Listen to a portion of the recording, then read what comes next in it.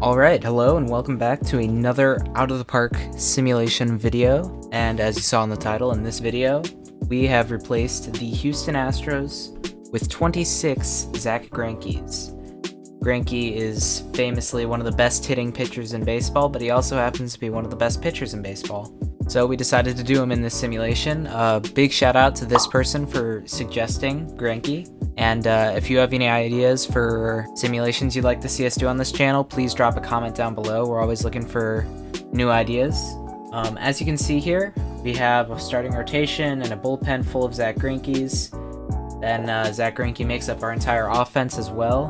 Greinke is the second pitcher that we've done this with. We also did a video where we did this with Jacob deGrom, who is a better pitcher, not quite as good of a hitter.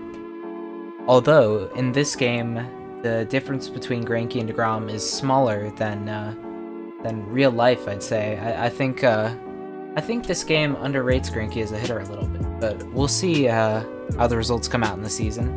And at the end of this video, we're gonna have a little bonus simulation with a different player, so stick around to the end. Like always, we are going to start by playing opening day, and then after that, we are just going to simulate through the season. Alright, here we are on opening day. For this season, I think I'm going to predict, because when we did this with deGrom, that team won 14 games in the year. I believe this team is going to win about 10 games, because Greinke, like I said, I think he's just very underrated as a player in this game, and I just don't think he's going to do quite as well as deGrom did. One thing to think about, he's going to be a better fielder than deGrom was, because he was actually, on top of being a good hitter, he was a very good position player in his youth. He's won several gold gloves at pitcher. As you can see here, he's actually not a horrible infielder, and obviously he's a very good hitter for a pitcher. But let's just get into opening day. We're going to be playing the Angels, and I find these pitcher-only simulations a lot more entertaining than the hitter-only ones, because the game just feels so much more competitive when both teams are scoring low amounts of runs, as opposed to both teams scoring very high amounts of runs. But some other players we've done this with, we did this with Mike Trout, the best player in baseball. We did this with Shohei Ohtani, the best two-way player in baseball. We did this with peak Barry Bonds most recently, his 2004 season.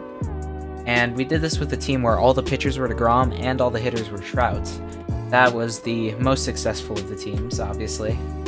So if you're interested in any of those, make sure to click on the channel or click on the playlist down in the description. Alright, a scoreless first. Alright, we're going to quick play to the 6th now.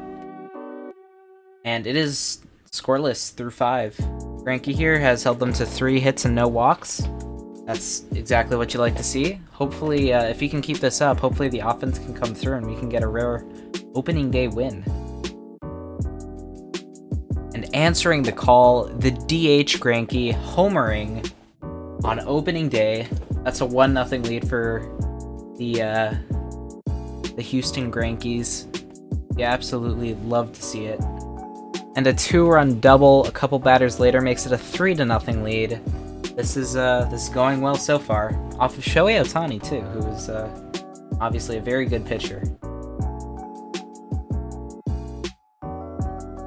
And there's another run, a 4-run 6th. Is exactly what we were asking for. Something that might work against this team is that Greinke is not a strikeout pitcher. Obviously he can strike guys out, but he doesn't have amazing stuff anymore. And the more you put the ball in play, the more you gotta rely on your defense, and this is obviously a very bad defense. Like the deGrom team, despite deGrom being an amazing pitcher, still gave up 6 or 7 runs per game just from horrible defense. But like I said, Greinke's a better defender than deGrom, or than the average pitcher. Alright, a 2-run shot by the Angels in the 7th cuts our lead in half. We're gonna have to turn to the bullpen now.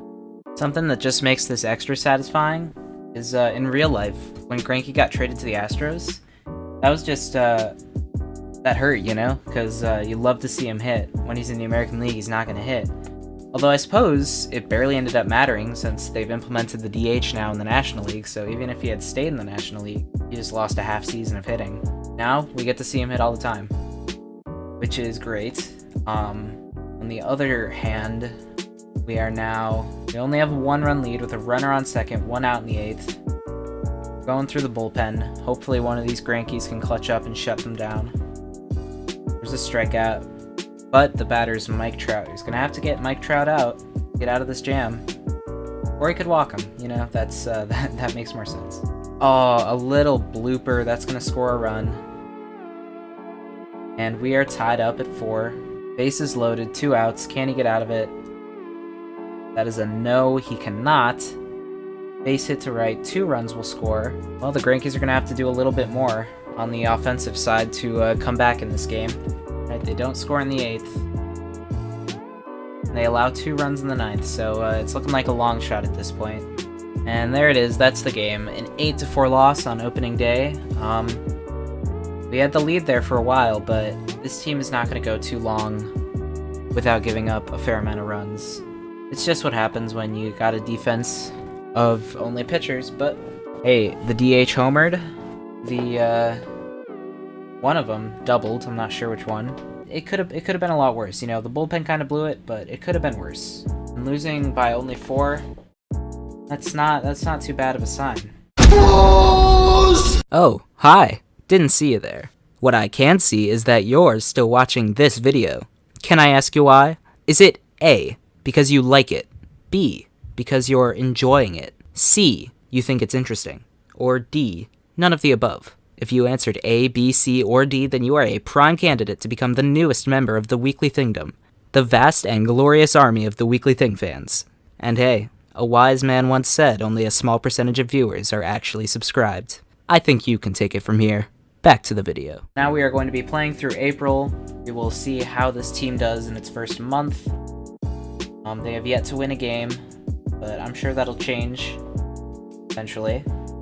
Okay, well, 0-31 after April. Anyone who's been watching this series knows I tend to overestimate these teams. I just want to see how poorly the pitching is going.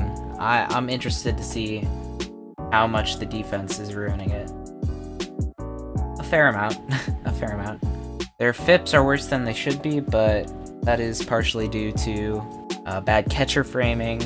Let's hope they fare better in May. There's a win. First win of the year in the 40th game of the year. There's another win. And a third. Got a bit of a hot streak going. 3 wins in 1 month. So, I'm hoping they impress me, win more than 10 games. Well, a little over halfway through the season, we are halfway to our wins total goal. We'll see if they can pull it out in the long run. It is about to be the All-Star break, and these teams tend to get a bit refreshed at the All-Star break and maybe win a few more games after it, so hopefully that's what happens here. Alright, with 2 months to go in the season, we have 7 wins. We'll see if we can make it any further than that. Alright, 2 wins in August. If they can match those 2 wins in September, they will beat my prediction. If they cannot manage this, they might match it at 10 wins. They might even only win 9. We'll see if they can clutch it out and have me maybe underrate a team for once. Let's find out. This is very exciting. There it is. The 11th win of the year in the 3rd to last game of the season. The Orioles have done it. They have won 11 games in the year, beating my prediction by 1 and making me a very happy camper. First thing I want to do, I want to see how the individual players did. Let's look at these pitchers. Who had the best ERA in the team?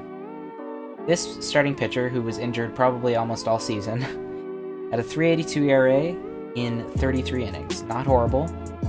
This pitcher was actually worth 1.1 wins above replacement, despite a 6.77 ERA. That's nice to see. Let's see who threw the most innings. Once again, as tends to happen in these simulations, instead of going strictly starter-reliever, they sort of spread it out. They sort of spread out the innings between them. This reliever who pitched 120 innings was worth -3 WAR. He was our worst pitcher, although I'm sure some of the hitters did worse than that. So our best hitter by OPS was this backup center fielder little under 200 plate appearances. Highest batting average, 236, by the backup third baseman, 300 plate appearances. Again, this center fielder actually slugged 440, which is significantly above average. The starting second baseman hit 19 homers, which is very pleasing to see. 26 doubles, 19 homers. If Greinke walked more, he might be like a major league backup caliber hitter, which is just amazing.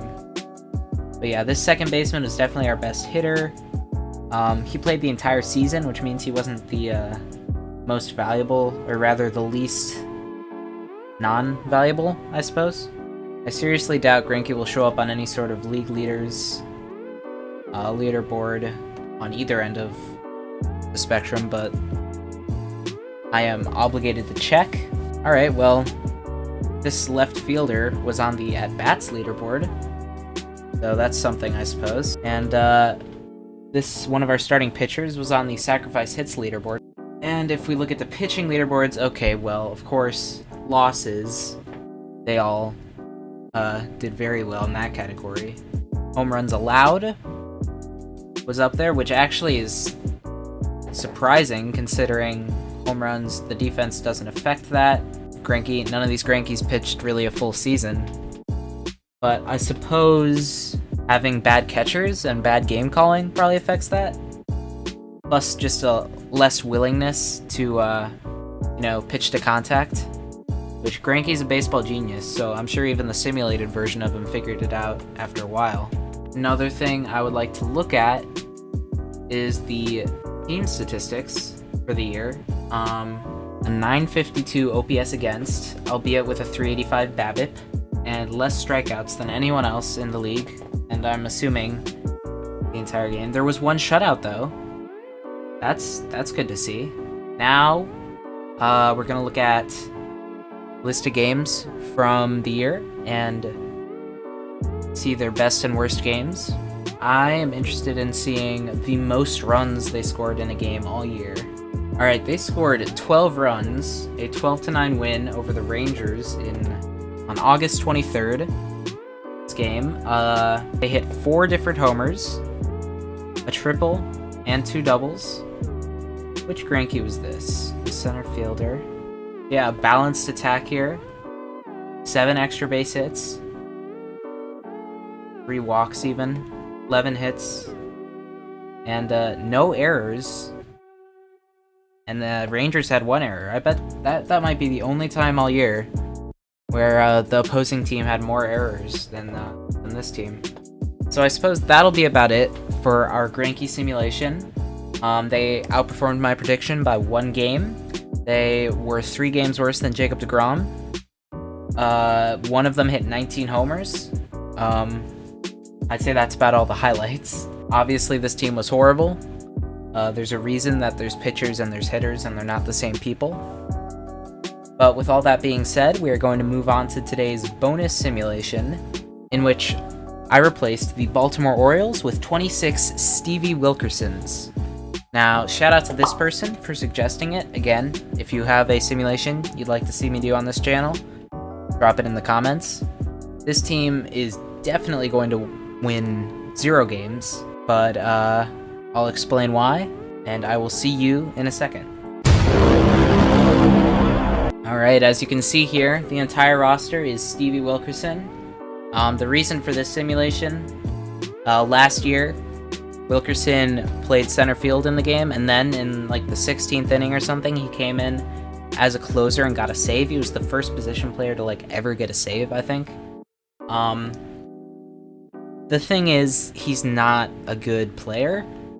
He was not even on the Orioles' their active roster. He was on the 40-man. He's a fairly versatile defender, as you can see from his ratings here. And interestingly, he has maxed out control as a pitcher, which means his greatest skill in Major League Baseball is his command as a pitcher.